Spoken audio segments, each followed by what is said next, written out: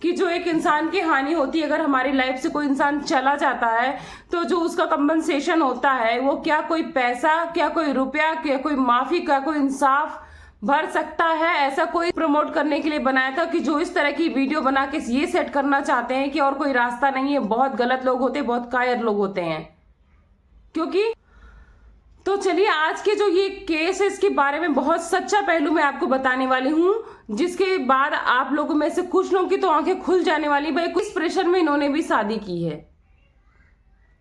रिश्ते की शुरुआत जो सच्चाई से करनी चाहिए। तो मैंने अपने लाइफ का जो इनको इंसिडेंट बताया कि मैं शादी, तो इसी बेस पे इनकी शादी हुई और निकिता ने बोला कि मैं शादी को निभाना चाहती, तो मैंने सोचा क्यों ना शादी की शुरुआत सच पे की जाए। इन्होंने सच, और नॉर्मल हर घर में पति पत्नी में हो जाती है लड़ाइयाँ। पक्ष को सही भी नहीं कह रही हूँ, किसी पक्ष को गलत भी नहीं कह रही हूँ, पर मैं उस गिफ्ट में ऐसी कोई चीज है जो कि इनको भविष्य में इनके बच्चे को इनकी माँ से नफरत करने पे मजबूर करेगी। ये आपस में ही, मतलब जो कह सकते हैं ना, कुछ इंट्रोवर्ट फैमिली थी। लोग बोल रहे हैं कि वो 4 साल 4.5 साल का बच्चा भी बयान दे रहा है, लेकिन उसके बयान की कोई पुष्टि अभी नहीं हुई है। Hey everyone, welcome back to my channel Purnima के ब्लॉग। और आप सब कैसे? आई होप आप सब बहुत अच्छे से होंगे, स्वस्थ रहिए, मस्त रहिए, अपना और अपनों का ख्याल रखिए। तो चलिए मैं बात करने वाली हूँ आज अतुल सुभाष जी के बारे में। तो तुरंत टॉपिक पे आते हैं क्योंकि टॉपिक बहुत इंपॉर्टेंट है और चीज़ें बहुत जल्दी जल्दी टर्न हो रही हैं, तो जो कि बिल्कुल भी एक्सपेक्ट नहीं की थी लोगों ने, ऐसी चीज़ें हो रही हैं। और मैंने एक वीडियो भी बनाई थी जिसको बोला था कि आप सबसे सपोर्ट करना, पर मैं इस चीज़ से बहुत दुखी हूँ कि मुझे आपका जो सपोर्ट मैंने एक्सपेक्ट किया था वो मुझे बिल्कुल भी नहीं मिला है। तो प्लीज़ अभी भी बहुत देर नहीं हुई, जाइए और वीडियो को देखिए और आप लोग ज़रूर एक कदम उठाइए। अगर आप क्रिएटर्स हैं, आप यूट्यूब से जुड़े हैं, आप किसी भी प्लेटफॉर्म से जुड़े हैं, अगर किसी प्लेटफॉर्म से नहीं जुड़े हैं तो अपने आस पड़ोस और सबको जागरूक करिए कि ऐसी चीज़ें करना कहाँ तक सही है। मतलब आप समझ सकते हो कि जो बंदा सोशल मीडिया पे आके ये एग्जाम्पल सेट कर रहा है कि खुद को ख़त्म कर लेना ही उचित निर्णय है, ये एग्जाम्पल कहाँ तक सही है। किसी की इंसान की हानि किसी बच्चे से या किसी कंपनसेशन से क्या पूरी हो सकती है? आप लोग इस चीज़ का जवाब देना, आज एक कमेंट जरूर छोड़ के जाना कि जो एक इंसान की हानि होती है, अगर हमारी लाइफ से कोई इंसान चला जाता है तो जो उसका कंपनसेशन होता है वो क्या कोई पैसा, क्या कोई रुपया, क्या कोई माफी, क्या कोई इंसाफ भर सकता है? ऐसा कोई इंसाफ है जो उस इंसान को वापस ला सकता है? एक सिंगल इंसाफ बता दो जिसको न्याय मिल गया और वो इंसान वापस आ गया हो। तो कोई न्याय नहीं होगा, बहुत न्याय होगा कि कंपनसेशन मिल जाएगा। ये कौन सा न्याय है?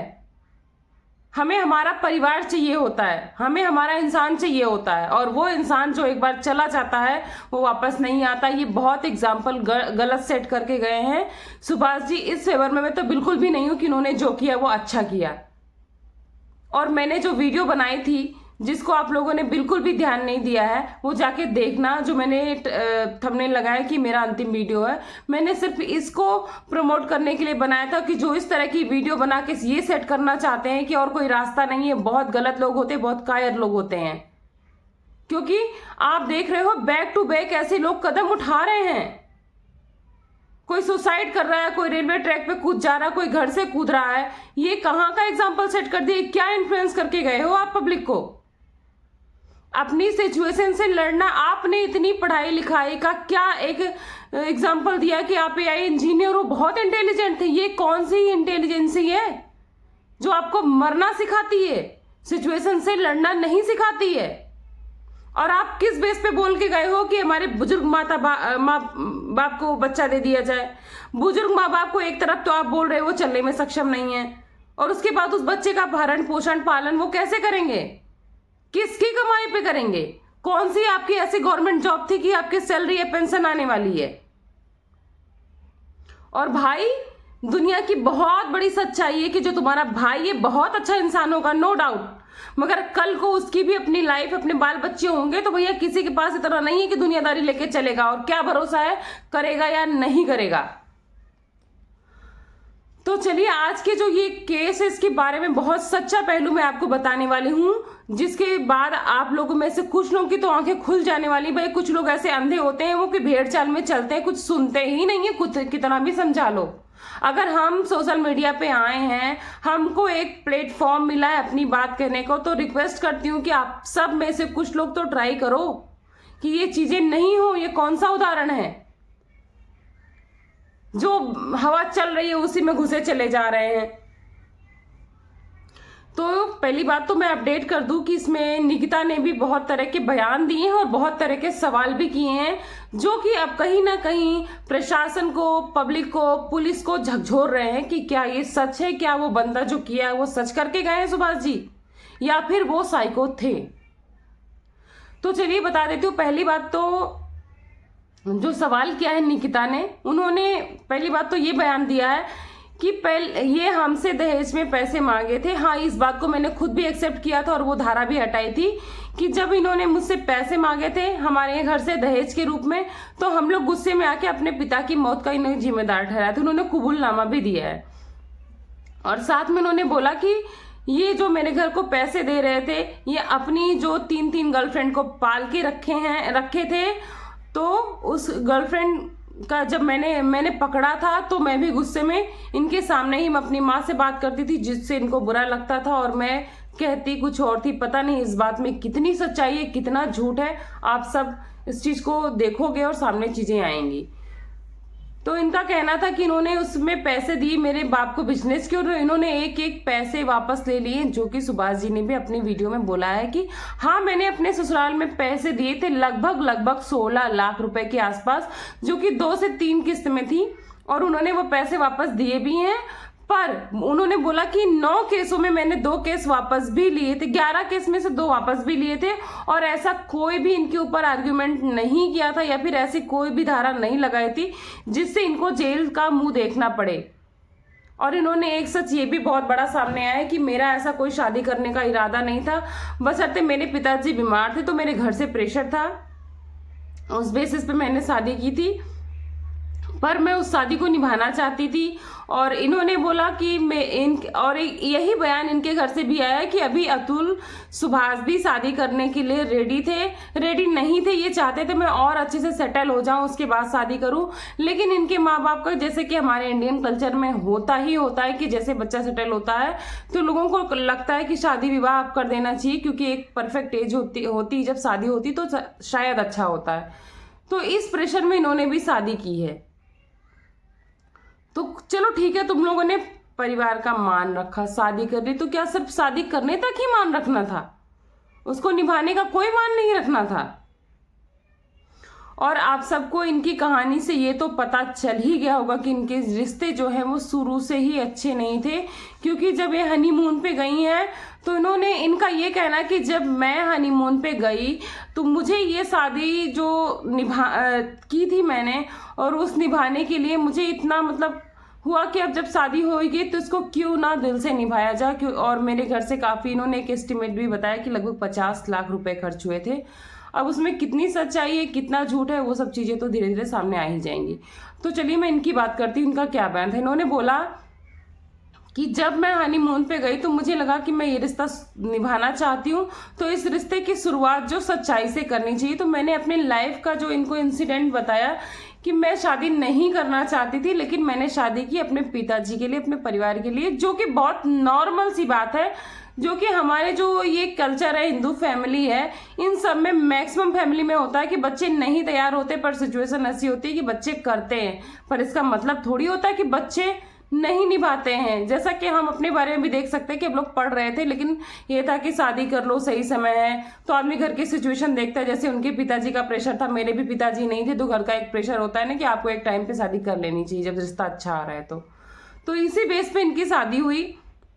और निकिता ने बोला कि मैं शादी को निभाना चाहती थी, मैंने सोचा क्यों ना शादी की शुरुआत सच पे की जाए। इन्होंने सच्चाई बता दी कि इस वजह से, और उसी से उनका माथा ठनक गया। उनको थोड़ा सा मतलब मेरा ये नहीं कहना है, ये कहना है निकिता जी का, कि उन्होंने बोला कि उस टाइम पे उनका जो मेल ईगो था बहुत बुरी तरह से हर्ट हुआ कि बताओ मेरे से जो ये शादी किया है इन्होंने कंप्रोमाइज करके किया, मुझे हीरो की तरह एक्सेप्ट करके नहीं किया। ये निकिता जी का कहना है, मैं नहीं कह रही हूँ, क्योंकि जो सच्चाई है वो जो भी आएगी हम आपके साथ अपडेट करेंगे। तो पहली बात तो इन्होंने ये बताई। दूसरी ये बताई कि जब तक मैं हाउसवाइफ थी, जो कि मैं शादी के बाद कुछ दिन जॉब छोड़ के रही हूँ, तब तक मैं पूरा काम करती थी घर का, बच्चों का, और तब तक तो रिश्ते नहीं बिगड़े। लगभग 2 साल रिश्ते बहुत अच्छे चले हैं। सॉरी, फोन आ गया था मेरा। तो इन्होंने बोला तब तक तो रिश्ते बहुत अच्छे चले, लेकिन जब मुझे लगा कि मुझे जॉब करनी चाहिए, मैं भी पढ़ी लिखी हूँ, जो कि मेरे जो ये अतुल सुभाष जी पति देव थे, वो भी चाहते थे कि मैं जॉब करूँ ताकि हम दोनों मिलके फाइनेंशियली इंडिपेंडेंट हो और अच्छा पैसा कमाए, आगे फ्यूचर में अपने बाल बच्चों को अच्छी लाइफ दें।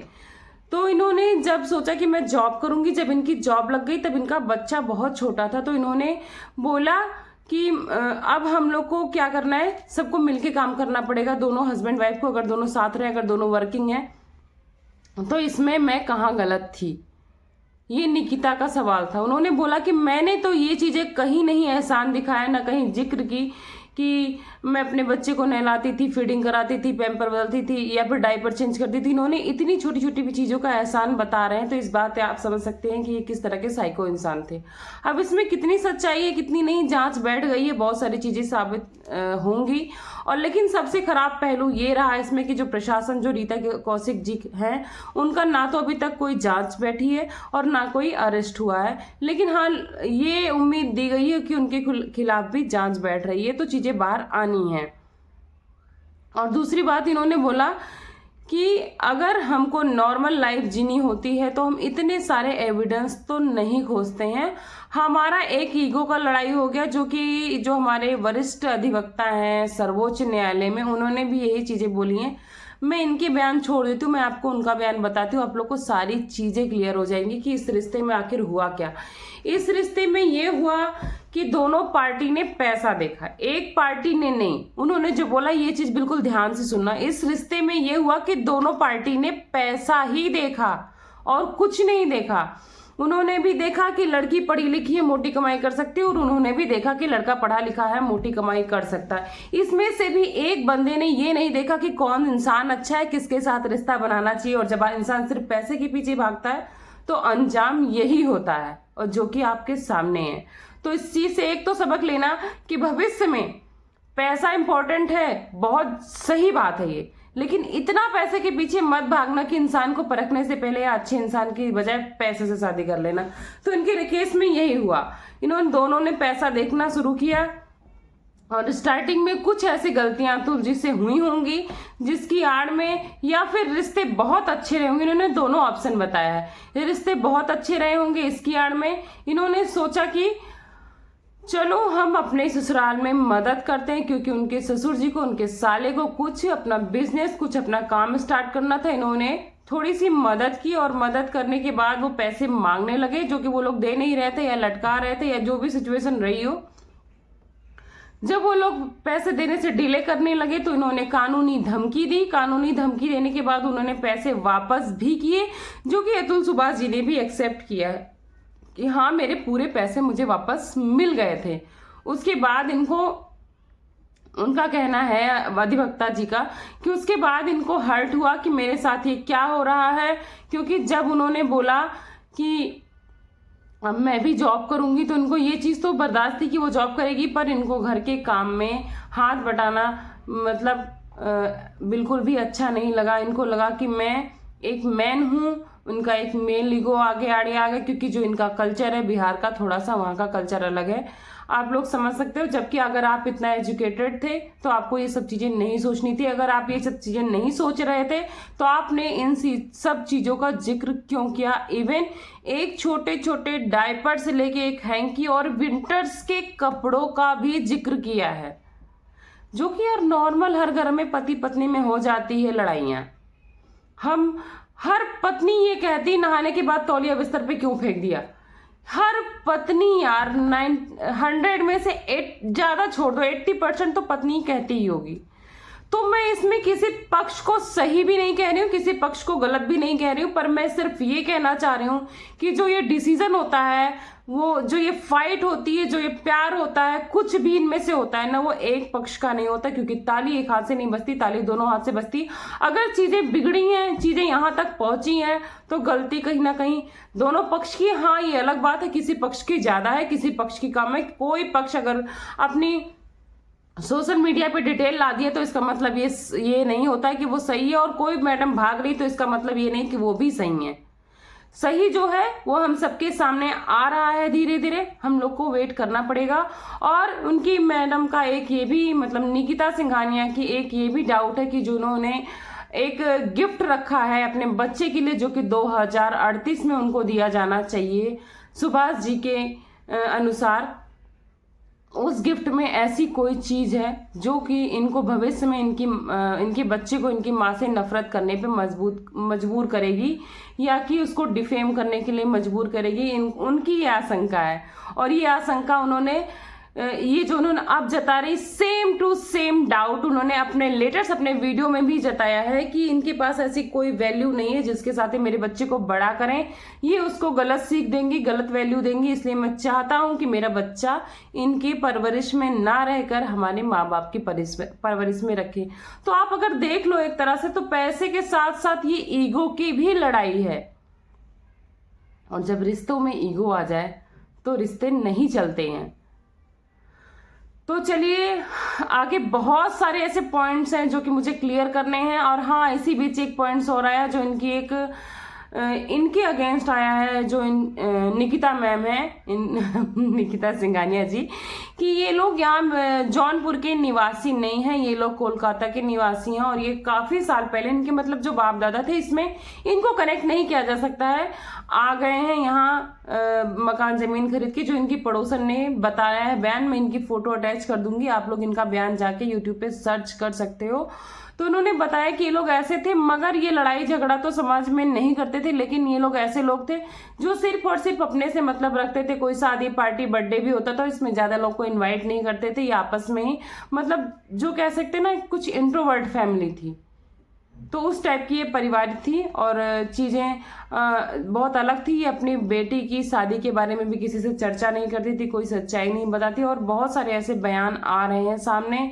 और इनके बच्चे के बारे में भी कुछ लोग बोल रहे हैं कि वो 4 साल 4.5 साल का बच्चा भी बयान दे रहा है, लेकिन उसके बयान की कोई पुष्टि अभी नहीं हुई है, सिर्फ और सिर्फ उसके थंबनेल लगा के लोगों को गुमराह किया जा रहा है। तो मैं कभी भी ऐसा कोई भी वीडियो या ऐसे कोई भी बातें आपसे नहीं बोलती हूँ जो ओनली फेक होती। मैं वही चीज़ें बोलती हूँ जिसमें कुछ भी सच्चाई मुझे समझ में आती है, क्योंकि मैं भले ही वीडियो देर में लाती हूँ पर अच्छे से सर्च करने के बाद लाती हूँ। तो चलिए, और बहुत सारे पॉइंट्स को मैं क्लियर करने वाली हूँ इसके नेक्स्ट वीडियो में। तब तक के लिए bye bye, thanks for watching Purnima Keshav blog. मिलती हूँ आपको नेक्स्ट वीडियो में।